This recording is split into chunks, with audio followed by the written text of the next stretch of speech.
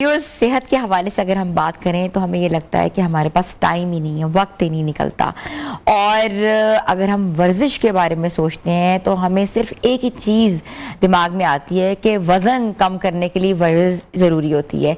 लेकिन वर्जिश जो होती है वो सिर्फ वज़न कम करने की ज़रूरी नहीं होती, बल्कि आपके लिए जो है, आपके दिल के लिए, आपकी शुगर के लिए, आपके ब्लड प्रेशर के लिए, आपके आर्थराइटिस के लिए, ऐसे तमाम बीमारियों के लिए जो एक्सरसाइज करना है वो भी बहुत अहम होती है। और समटाइम्स एक्सरसाइज से जो बीमारियों में जो है वो डिक्रीज आता है, कमी होती है, उसकी मिसाल भी जो है हमारे सामने जो है नज़र भी आती है और काफ़ी रिसर्चेस भी कहती हैं।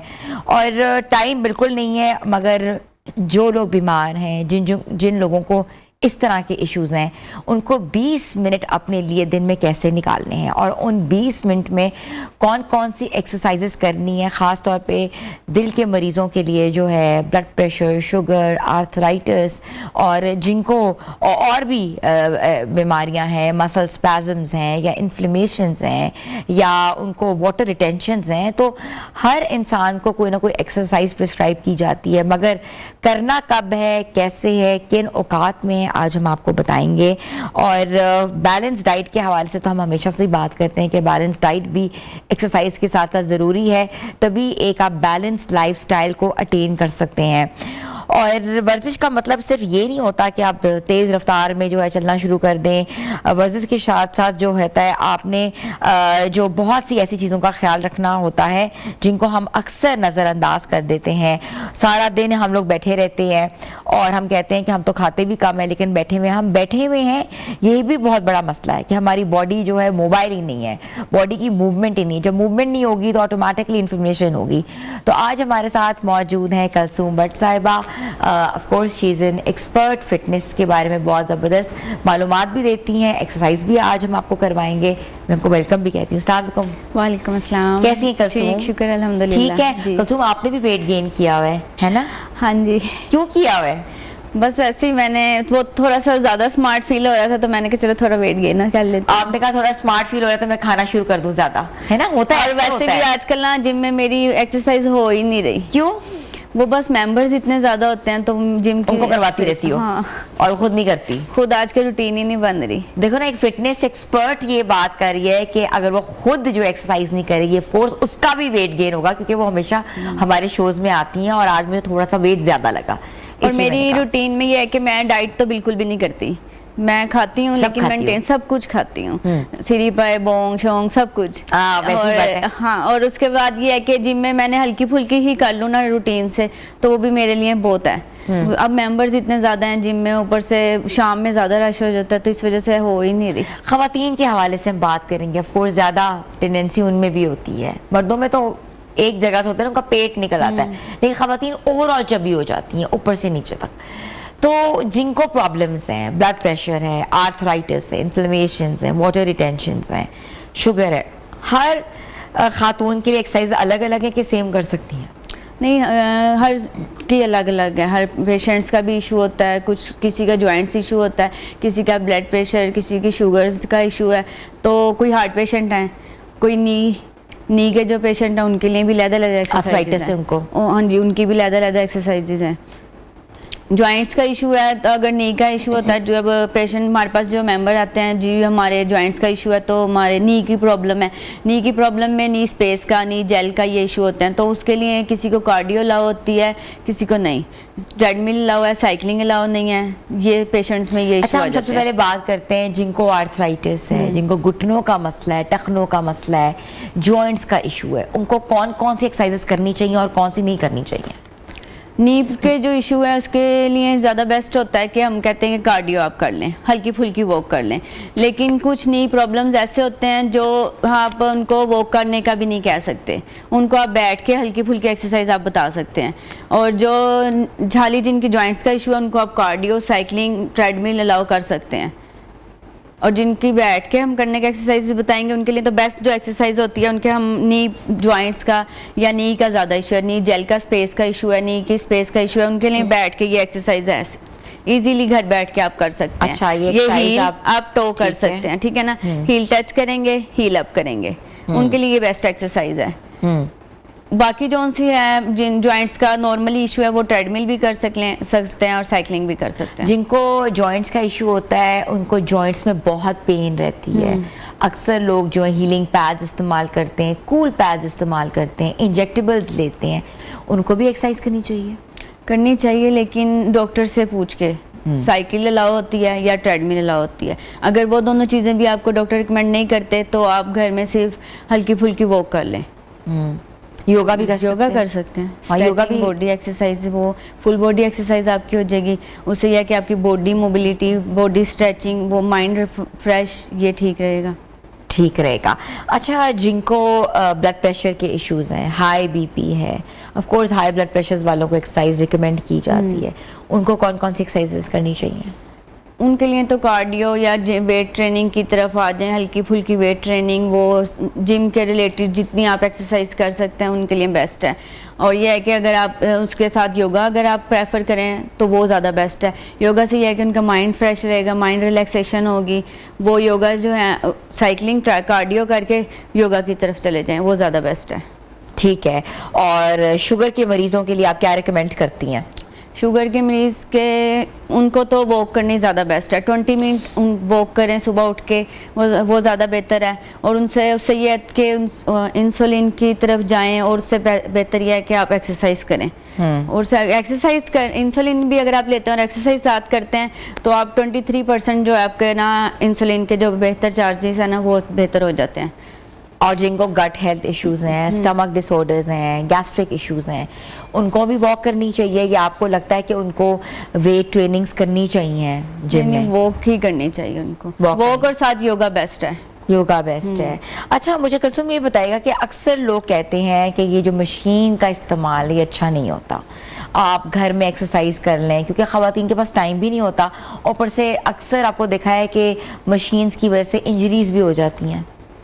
अगर आप गलत तरीके से मशीन्स का या आप वेट ट्रेनिंग का एंगल्स का अपने यूज़ करेंगे तो इंजरीज के चांसेस बढ़ जाते हैं। और कुछ लेडीज़ को ये है कि उनके एक माइंड जहन में मिथ बैठी हुई है कि जी हमने सिर्फ फ्लोर ट्रेनिंग ही करनी है, कार्डियो ट्रेनिंग करनी है, जो हम फ्लोर वर्कआउट करते हैं, जुम्बा करते हैं, कोई भी एक्सरसाइज करते हैं, योगा करते हैं या कीगल एक्सरसाइजेस करते हैं तो हमारा उसी से ही वेट कम होगा। हमने ना मशीन्स की तरफ जाना है ना हमने ट्रेडमिल की तरफ जाना है। और अगर आप कहते हैं कि आपने मशीन्स करके और आप छोड़ देंगे वेट गेन हो जाएगा, ये इस तरह नहीं है, क्योंकि अब बहुत ज़्यादा तो हम वेट लिफ्टिंग नहीं कर रहे जिससे हम छोड़ देंगे और हमारा वेट गेन हो जाएगा। ये एक माइंड रिलैक्सेशन लोगों ने अपने जहन में बिठाया हुआ है, लेडीज़ ने ख़ास तौर पे, कि हम अगर एक्सरसाइज छोड़ते हैं या हमारा वेट गेन होता है तो इस तरह नहीं होता। ठीक है कुलसुम, ऑफ कोर्स हम छोटी सी ब्रेक पे जाना है, ब्रेक के बाद हम वापस आएंगे और आपसे हम लाइव डेमोज भी करवाएंगे, तो व्यूअर्स आप लोग हमारे साथ रहें।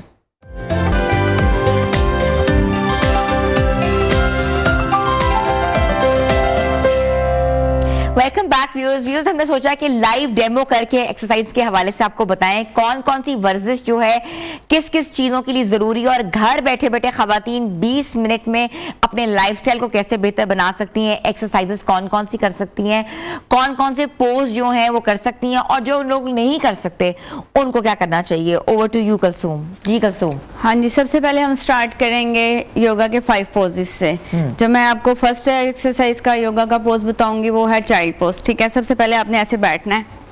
ठीक है, जिस तरह हम सजदे में जाते हैं इस तरह आपने बैठ के आपने हैंड स्ट्रेट करने हैं, हैंड स्ट्रेट करके नीचे डाउन हो जाना है। डाउन पोजीशन में आपने 10 सेकंड 1-2 काउंट करनी है। ये इससे आपने 5 से 3 टाइम्स करना है और 10 सेकंड होल्ड करना है। 10 9 8 7 6 5 3 2 1। इससे आपकी बैक रिलैक्सेशन होगी और आपके शोल्डर्स के मसल्स जो हैं वो भी स्ट्रेंथ होगी।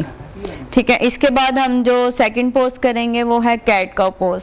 कैट काउ पोज में आपने इसी पोजीशन में रह के आपने हैंड स्ट्रेट रहना है और बैक को ऊपर की तरफ अप डाउन करना है, अप करके ब्रीथ इन करना है। ये आपका कैट काउ पोज है। फिर ब्रीथ आउट करना है, आपने बैक को अंदर की तरफ स्ट्रेट करना है, बैक अंदर की तरफ स्ट्रेट लेके आपने ब्रीथ आउट करना है।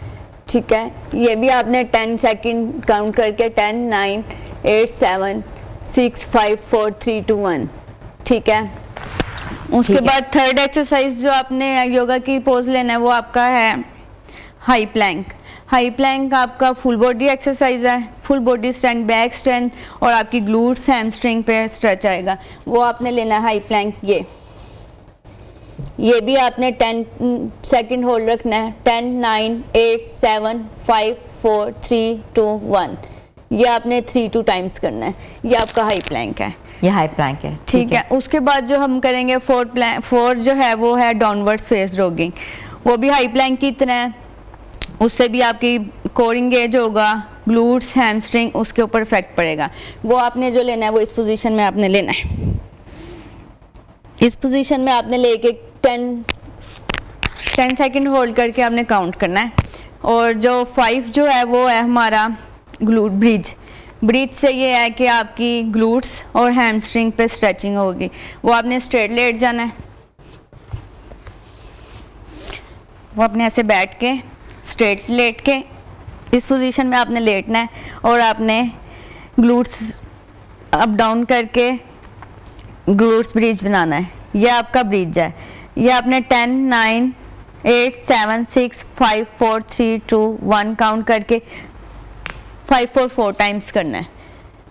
और उसके बाद जो आप ये आपकी फुल बॉडी एक्सरसाइज हो जाएगी और ये 5 पोजेस योगा में आ जाएंगे।